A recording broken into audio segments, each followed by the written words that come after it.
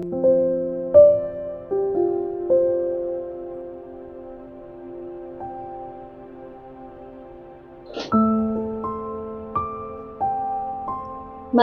bagay sa sanlibutan ang siyang nagiging dahilan upang ang isang tao ay mumuhay sa kabulagan.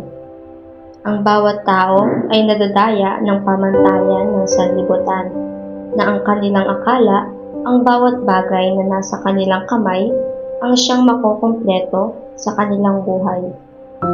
Ngunit may sinasabi ang Biblia sa aklat ni Jeremiah, chapter 29, verse 13. At inyong hahanapin ako at masusumpungan ako, pag inyong sasaliksikin ako ng inyong puso.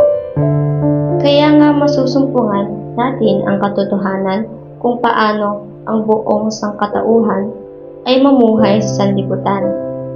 Mangyayari lamang ito kung hahanapin natin ang patnubay ng kamay ng Panginoon.